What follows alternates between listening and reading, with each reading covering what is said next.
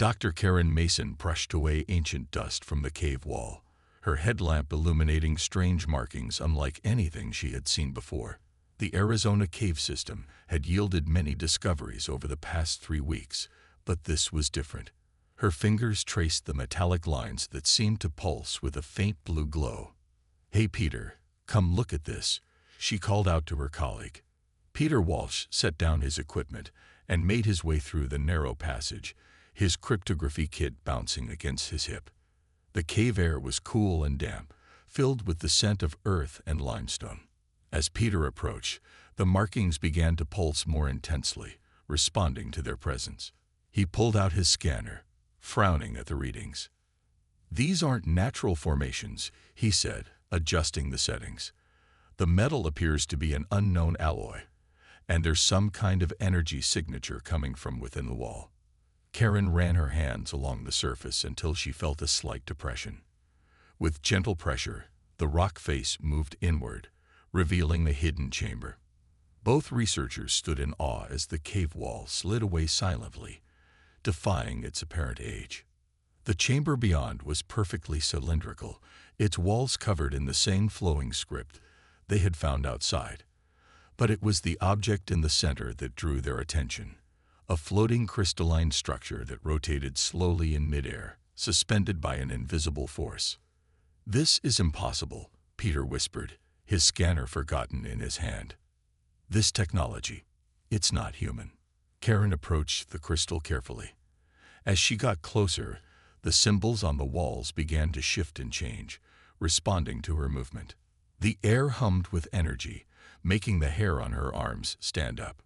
Before either of them could react further, their radio crackled to life. "Dr. Mason, this is Division 7. We detected an energy spike from your location. Please remain where you are. A team is en route to your position." Karen and Peter exchanged worried looks.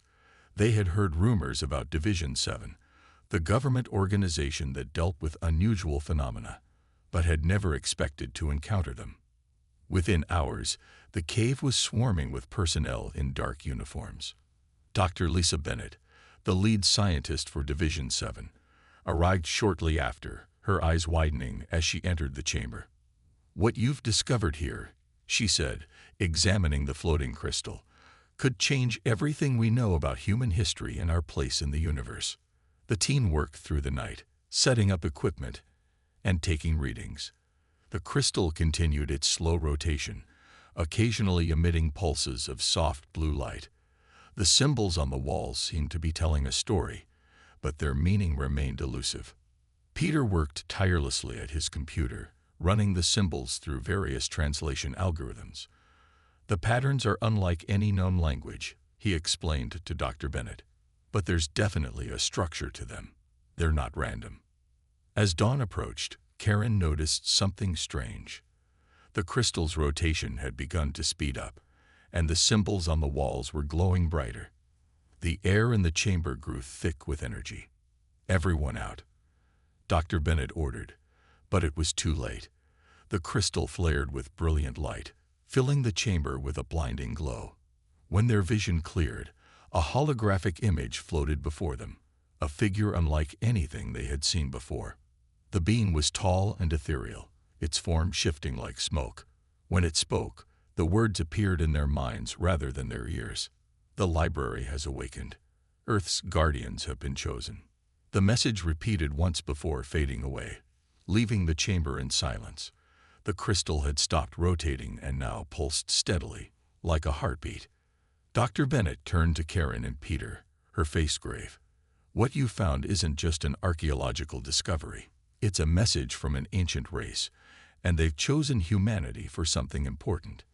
As the sun rose outside the cave, none of them realized they had just become part of something much larger than themselves. The crystal continued its steady pulse, a beacon signaling to the stars that Earth's time had finally come. In orbit high above, ancient systems began to stir, awakening from millennia of sleep. Humanity's role as guardians was about to begin, and nothing would ever be the same. The holographic being appeared again, stronger this time. 3 days had passed since the initial discovery, and the cave chamber had been transformed into a high-tech research station. Dr. Lisa Bennett watched intently as the ethereal figure materialized, its form more stable than before. "We are the Curators," the being communicated directly into their minds. "Long ago, we created libraries across the galaxy to preserve knowledge. Earth was chosen as one of our sacred repositories." Karen Mason stood transfixed, her notebook forgotten in her hands. The being's presence filled the chamber with a sense of ancient wisdom. Around them, the wall symbols pulsed in sync with the creature's thoughts. "Your species has reached the necessary level of development," the being continued. "The library is now yours to protect and learn from. But be warned, you are not alone in the galaxy, and not all seek knowledge for peaceful purposes." Peter Walsh's fingers flew across his keyboard, recording every detail. The crystal in the center of the room had begun to transform, unfolding like a flower to reveal complex technological interfaces. Dr. Bennett stepped forward. "Why did you choose Earth? Why humans?" The being's form shimmered. "Your species possesses a unique combination of curiosity and compassion. You seek knowledge not just for power, but for understanding. This makes you ideal guardians." Suddenly, additional holographic displays filled the chamber, showing star maps and images of other library locations across the galaxy. The scope of the Curators' network was staggering. There are 38 primary libraries and 41 secondary archives spread throughout this sector of the galaxy, the being explained. "Earth's repository contains knowledge of life sciences and planetary development. Other libraries hold different fields of study." As the team watched, the crystal interface began downloading data into their computers. The amount of information was overwhelming. Centuries of advanced scientific knowledge began flowing into their systems. "Dr. Bennett," one of the technicians called out, "we're detecting similar energy signatures from multiple locations around the globe. They're all activating simultaneously." The Curator's form grew brighter. "The network awakens.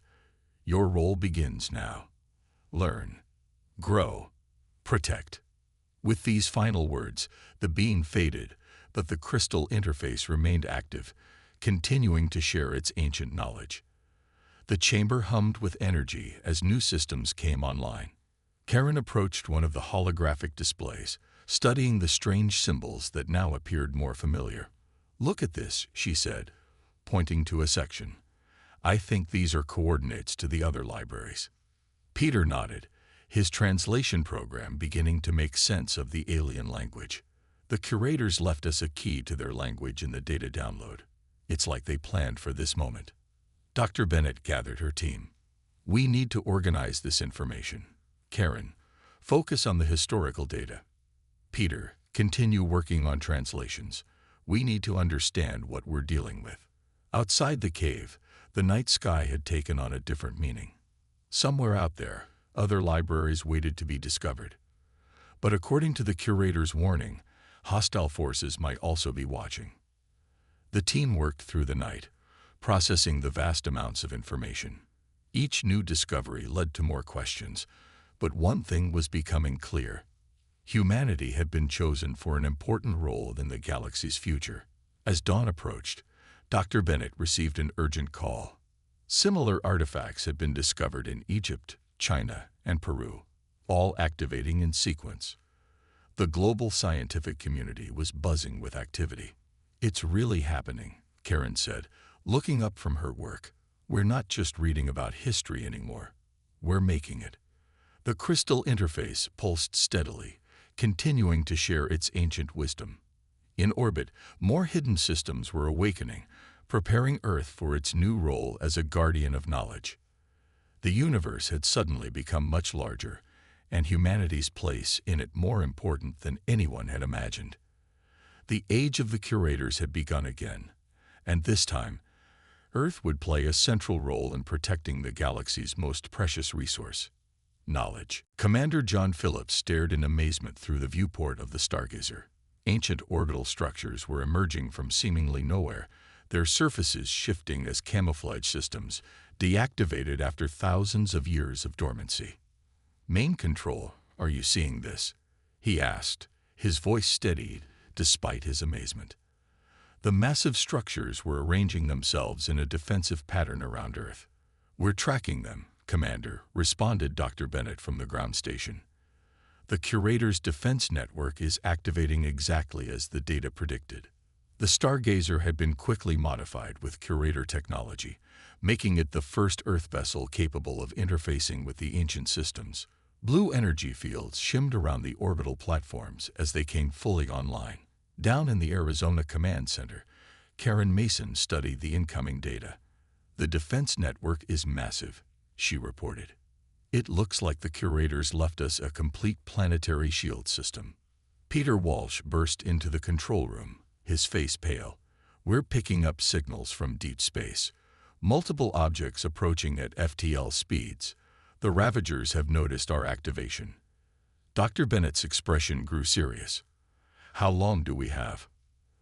"At their current speed, 3 days at most," Peter replied, pulling up the tracking data.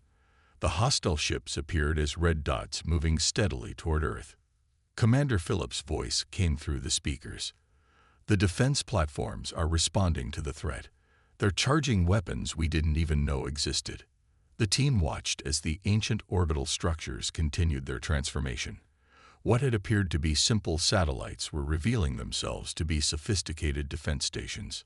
"The Curator's crystal is showing us something new," Karen called out, studying the holographic display. "Instructions for manning the defense network. They left us everything we need." Dr. Bennett quickly organized the team. "We need to get our people trained on these systems immediately. The Ravagers are coming whether we're ready or not." In orbit, Commander Phillips guided the Stargazer through a series of maneuvers, testing the ship's new capabilities. The Curator technology had transformed the vessel, improving every system beyond their wildest expectations. "These modifications are incredible," he reported. "The ship is responding faster, shields are stronger, and we have weapons systems I don't even understand yet." Peter's translation program was working overtime, converting the Curator's combat instructions into understandable formats. "The defense platforms are designed to work together," he explained. "They can create a neural network with their operators." Down in the cave chamber, the crystal interface pulsed urgently, projecting new information. The wall symbols shifted to show tactical displays and battle scenarios. The Curators knew this would happen, Karen realized, studying the projections. "They prepared us for this moment. These aren't just defensive positions, they're proven strategies against the Ravagers." Dr. Bennett coordinated with military commands worldwide. Other nations were reporting similar orbital activations above their Curator sites. Earth's defense network was coming online globally. "All stations report ready," she announced. "The planetary shield can be activated as soon as needed." Commander Phillips watched as more ships arrived in orbit, Earth vessels retrofitted with Curator tech. They moved into formation around the defense platforms, crews training rapidly on the ancient systems. The crystal interface suddenly projected a new warning. The Ravagers had increased speed. They would arrive sooner than expected. "All teams, accelerate preparation," Dr. Bennett ordered. "We have less time than we thought." In space, the defense platforms hummed with power, their ancient weapons charged and ready. Earth's first line of defense waited for the coming storm. Commander Phillips looked out at the assembled fleet, a mix of human determination and Curator technology. They had been chosen as guardians for a reason, and soon they would prove whether that choice was right. The countdown to humanity's first interstellar battle had begun. In the Arizona cave, the crystal pulsed steadily, continuing to share its knowledge as Earth prepared for war. The first Ravager probe ships arrived ahead of their main fleet, testing Earth's defenses. The ancient orbital platforms responded instantly, their energy weapons cutting through space with precise accuracy. Within moments, the probe ships were reduced to drifting debris. Engineer Amy Rodriguez stood in the newly established Curator Technology Center, surrounded by holographic displays showing the brief battle. "The defense systems are even more advanced than we thought," she said, analyzing the weapon signatures. The crystal interface had opened its databases fully now, flooding Earth's scientists with unprecedented knowledge. Technological breakthroughs were happening hourly as humanity absorbed the ancient wisdom. "Look at this," Amy called to Dr. Bennett, pointing to a complex diagram floating before them. "The curators left us complete plans for faster-than-light travel. We can build these engines now." Dr. Bennett studied the designs with growing excitement. How long to construct a prototype? With the automated manufacturing systems they left us. "Days, not years," Amy replied, already modifying the plans for Earth's resources. In orbit, Commander Phillips watched as his fleet grew stronger. Each hour brought new ships equipped with Curator technology, their crews learning to use advanced systems that seemed like magic just days ago. "The main Ravager fleet is still incoming," Peter reported from his station. "But we're picking up their communications now. They seem surprised by our level of preparation." Karen Mason had barely slept, working to understand the vast library of knowledge now available. "The curators didn't just leave us weapons," she explained. "They left us their entire scientific understanding. Medical advances, clean energy, environmental restoration. It's all here." The crystal pulsed with new information, showing the team why the Ravagers were so determined to claim the library. "They're knowledge pirates," Peter translated. "They steal technological advances instead of earning them. That's why they were excluded from the Curators' chosen races." Amy's team worked around the clock, converting the first Earth vessel to FTL capability. The ship, a modified research vessel, stood ready in its launch bay. "Initial tests are green," she reported. "The drive works exactly as the plans showed. We can match the Ravagers' speed now." Dr. Bennett coordinated with global leaders as humanity's technology leak changed everything. Cities were being transformed with Curator knowledge, pollution vanishing as clean power came online. "The library isn't just about defense," she realized. "It's about proving we deserve this knowledge by using it wisely." Commander Phillips' voice came through the comm system. "The Ravager fleet has dropped out of FTL. They're forming up for their main assault." The orbital platforms hummed with power as Earth's defenders took their positions. Thanks to the Curators' training programs, their crews operated the advanced weapons with growing confidence. "They're broadcasting a demand for surrender," Peter announced, translating the alien message. "They're offering to spare Earth if we hand over the library." Dr. Bennett's response was immediate. "Send them our answer. Earth stands as guardian. The library stays protected." Amy's prototype FTL ship launched, moving to join the defense fleet. Its success represented humanity's first step into true space travel, achieved in days instead of decades. The crystal interface showed new tactical data as the Ravagers approached.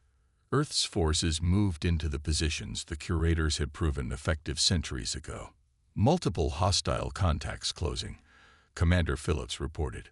"All defense systems online. We're ready." In the control center, the team watched as humanity prepared for its first major space battle.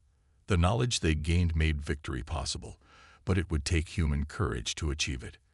"The Curators chose well," Karen said softly, watching the tactical displays. "We're not just fighting for Earth now, we're fighting for knowledge itself." The crystal pulsed steadily as the Ravager fleet approached, its ancient wisdom now part of humanity's strength. The first real test of Earth's role as guardians was about to begin. The Ravager fleet filled the sky with their dark ships, outnumbering Earth's defenders 3-1. But Commander John Phillips felt no fear as he watched them approach. The knowledge of the Curators had prepared them well. "All ships, move to Defense Pattern Alpha," he ordered.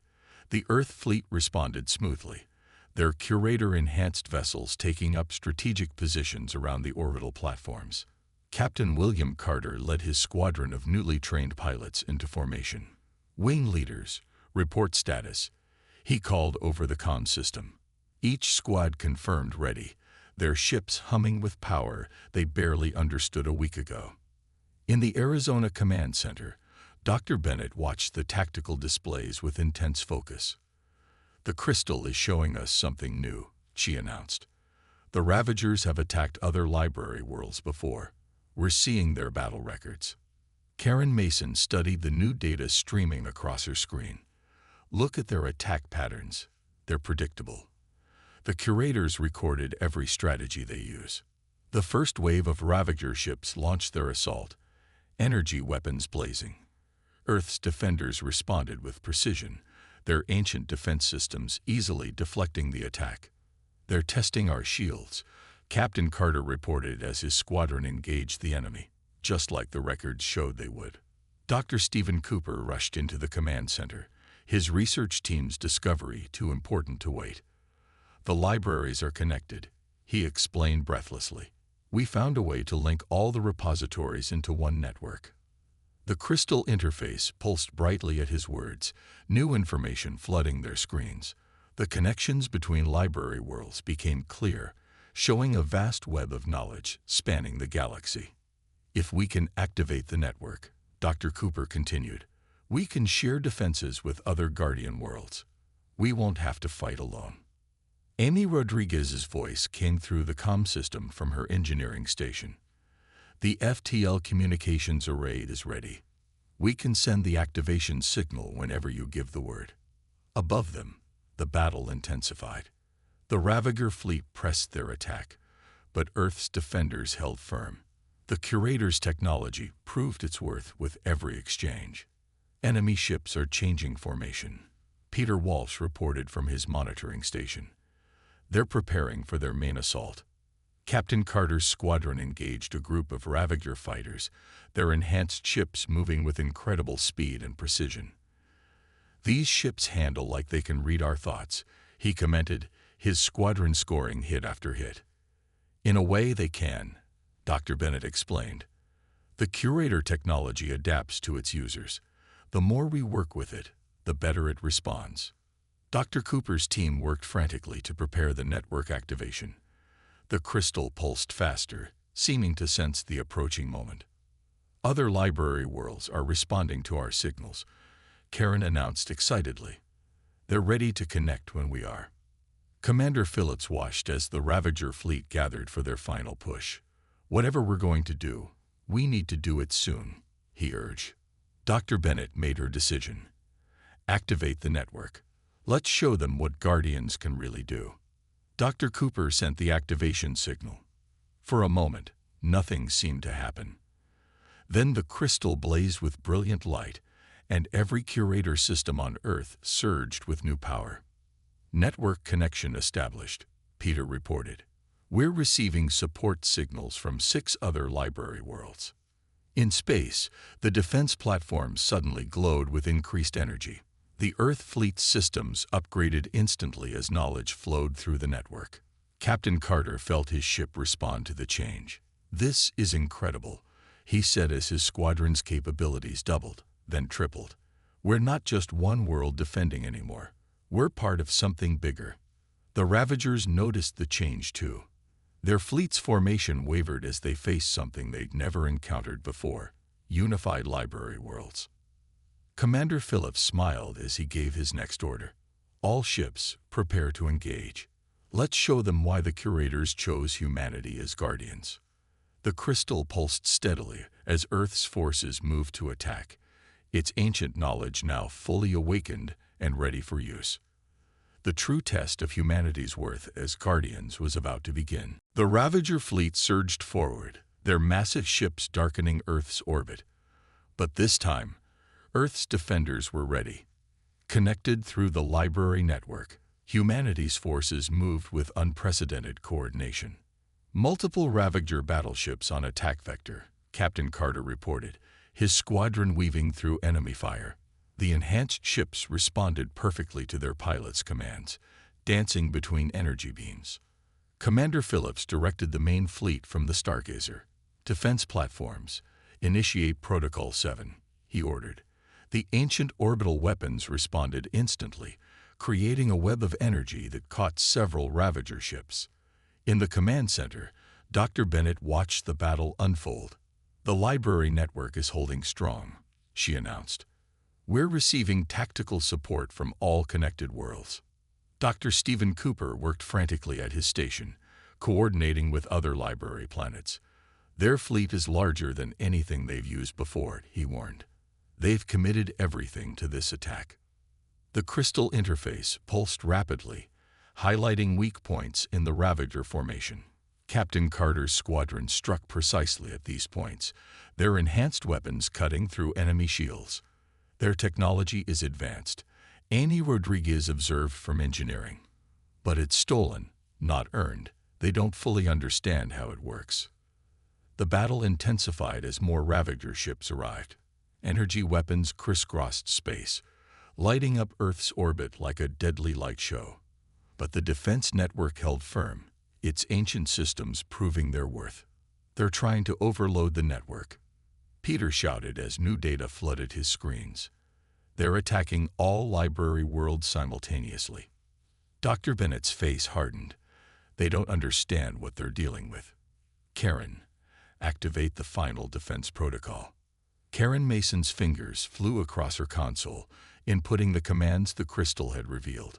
The effect was immediate and stunning. Every defense platform around Earth suddenly linked together, forming a massive energy matrix. Similar formations appeared around other library worlds, visible through their shared network. All ships fall back behind the defense line, Commander Phillips ordered. The Earth fleet moved swiftly to safety as the matrix powered up. The Ravagers pressed their attack, throwing everything they had against the energy barrier. Their weapons, powerful as they were, seemed to fade against the combined strength of the library network. Captain Carter watched in awe as the Matrix repelled wave after wave of attacks. The Curators built this system to last, he said. They knew this day would come. In the command center, Dr. Cooper made a startling discovery. The Matrix isn't just defensive, he explained excitedly. It's gathering energy from the attacks. We can turn it back against them. Dr. Bennett understood immediately.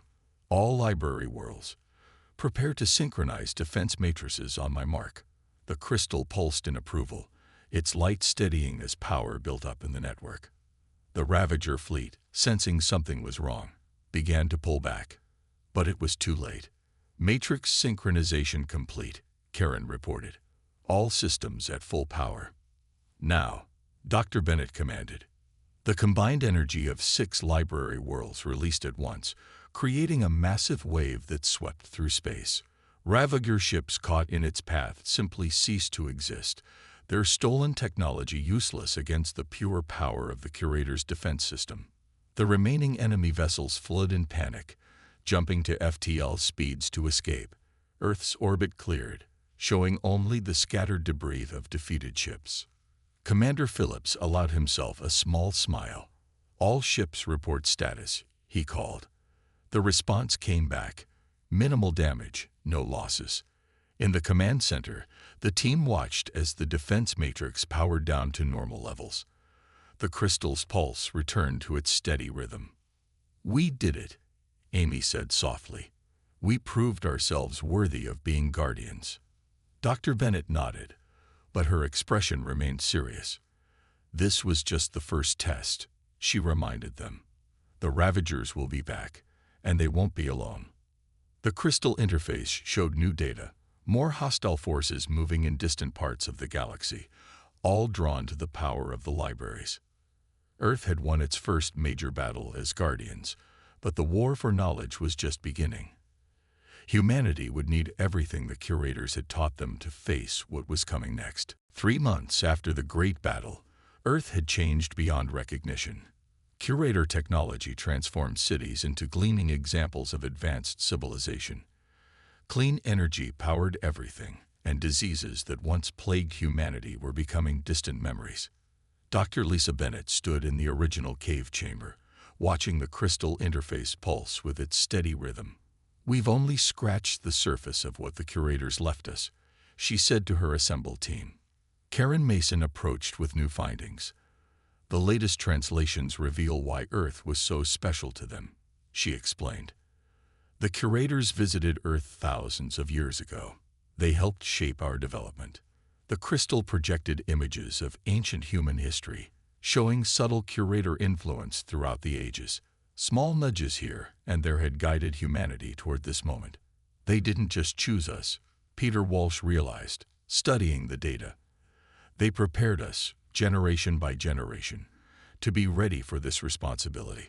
Commander Phillips arrived from orbit, where Earth's fleet had grown impressive with Curator enhancements. Other worlds are reaching out to us now, he reported.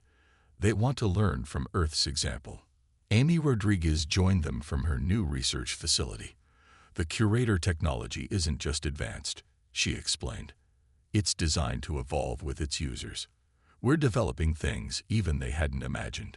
The crystal pulsed brighter at her words, displaying new information.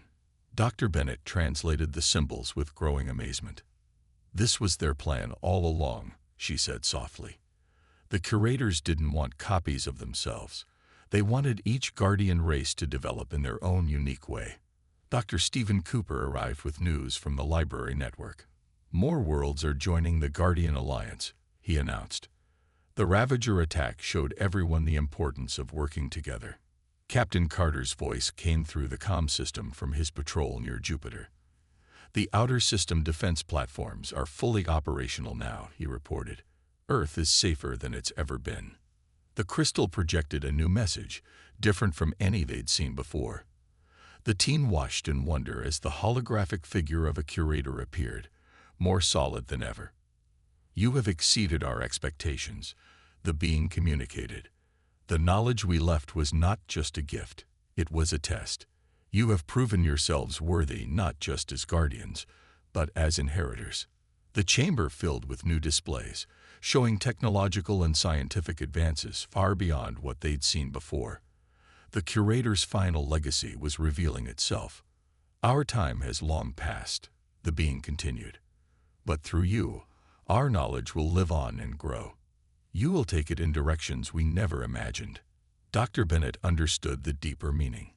We're not just protecting their knowledge, she said.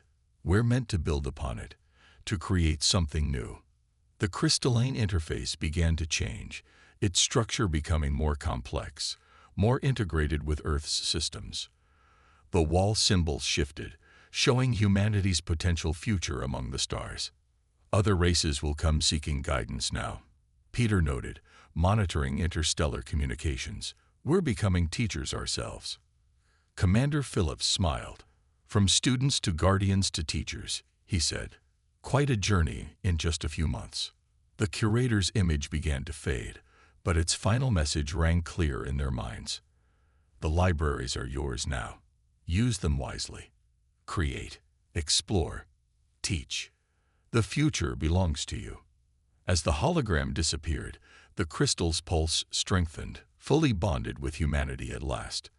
The chamber, once mysterious and alien, now felt like home. Dr. Bennett looked at her team, seeing the same determination in their eyes. Earth had changed, and they had changed with it. The knowledge of ages was theirs to protect and expand. Outside, the sun set on a transformed world. Ships bearing Earth's new symbol as guardians patrolled the solar system. In orbit, the defense platforms stood ready, protecting not just their world, but the legacy of an ancient race who had seen humanity's potential. The age of the Curators had ended.